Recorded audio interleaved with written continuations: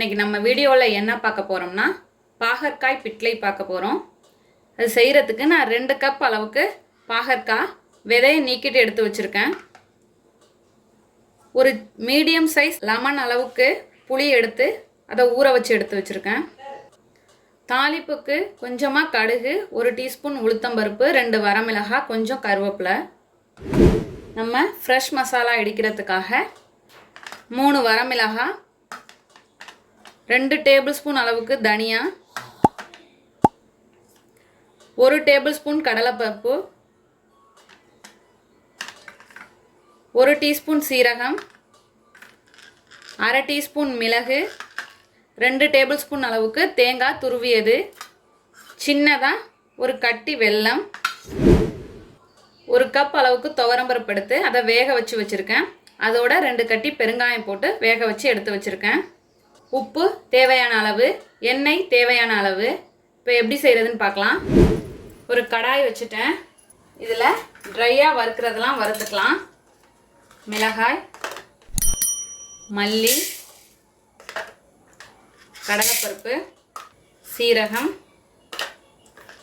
மிளகு, இது எல்லாமே சேர்த்து ட்ரையாக வறுத்து எடுத்துக்கலாம்.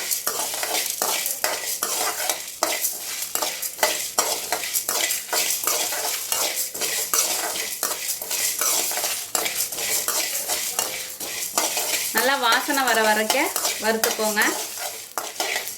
எனக்கு 2 நிமிஷம் ஆயிருக்கு நல்லா வறுபட்டுட்டு.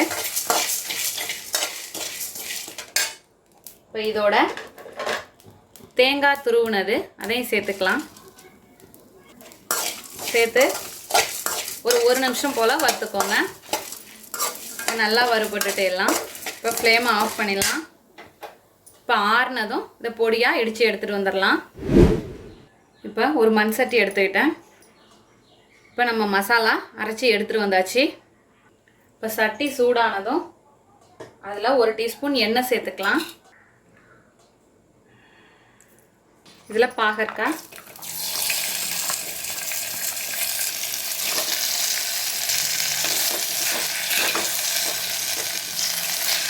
இதை வதக்கிக்கோங்க. ஒரு 1 நிமிஷம் நல்லா வதக்குங்க அந்த எண்ணெயில். ஃப்ளேம் மீடியம் ஃப்ளேம்லேயே இருக்கட்டும்.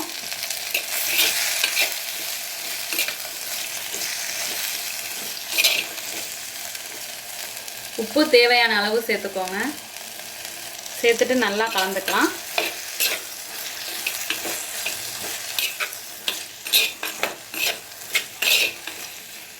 இப்போ பாகற்காய் வேகிற அளவுக்கு தண்ணி சேர்த்துக்கலாம். இது மூடி போட்டு வேகட்டும், நல்லா வெந்து வரட்டும். இப்போ ஒரு 10 மினிட்ஸ் ஆயிடுச்சு. ஓப்பன் பண்ணி பார்க்கலாம். நல்லா வெந்து வந்திருக்கும். இந்த ஸ்டேஜில் ஒரு 1/2 டீஸ்பூன் மஞ்சள் தூள் சேர்த்துக்கலாம். சேர்த்துட்டு நல்லா கலந்துக்கோங்க.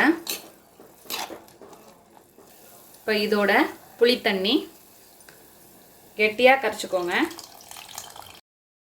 பாகற்காய் நல்லா வெந்தோன்னே புளியை கரைச்சி விடுங்க. இப்போ இது நல்லா கொதித்து வரட்டும். இப்போ நல்லா குழம்பு கொதித்து வருது. இந்த ஸ்டேஜில் நம்ம அரைச்சி வச்சுருக்க மசாலாவை சேர்த்துடலாம். சேர்த்துட்டு நல்லா கலந்து விட்டுக்கோங்க. மீடியம் ஃப்ளேம்லேயே இருக்கட்டும், கட்டி பிடிச்சிடாமல் பார்த்துக்கோங்க. இப்போ இந்த ஸ்டேஜில் உப்பு செக் பண்ணிக்கோங்க கரெக்டாக இருக்கான்னு. எனக்கு கரெக்டாக இருக்குது. இதோட ஒரு கட்டி வெல்லம் சின்ன பீஸு அதை இடித்து வச்சுருக்கேன், அதையும் சேர்த்துக்கிறேன். சேர்த்துட்டு கலந்துக்கோங்க. இப்போ இதோட வேக வச்ச துவரம்பருப்பு அதையும் சேர்த்துக்கிறேன். சேர்த்து கலந்துக்கலாம்.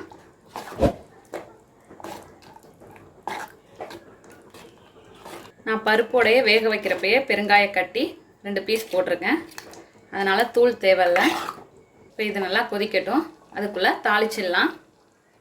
தாளிப்புக்கு ஒரு கடாய் வச்சுட்டு எண்ணெய் சேர்த்துக்கிறேன். நான் 2 டேபிள் ஸ்பூன் அளவுக்கு எண்ணெய் சேர்த்துருக்கேன். எண்ணெய் சூடானதும் கடுகு, உளுத்தம்பருப்பு, வரமிளகாய், கருவேப்பிலை எல்லாத்தையும் சேர்த்துடலாம். ஃபஸ்ட்டு கடுகு, உளுத்தம்பருப்பையும் சேர்த்துப்போம். நல்லா பொரிஞ்சதும் வரமிளகாய் சேர்த்துக்கலாம்.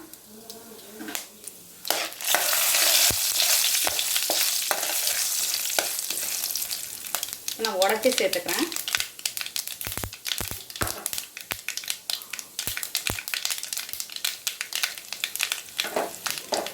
இப்போ கருவேப்பிலை சேர்த்துட்டு ஃப்ளேமை ஆஃப் பண்ணிடலாம்.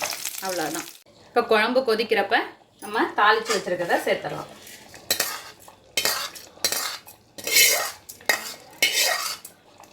அதோட கிளறி விட்டுக்கோங்க. அவ்வளோதான். இப்போ ஃப்ளேமை ஆஃப் பண்ணிடலாம். நம்மளோட அருமையான அற்புதமான பாகற்காய் பிட்லை தயாராகிடுச்சு. இதே போல் நீங்களும் உங்கள் வீட்டில் செஞ்சு பார்த்துட்டு எப்படி வந்துச்சுன்னு கமெண்ட்டில் சொல்லுங்கள். தேங்க்யூ.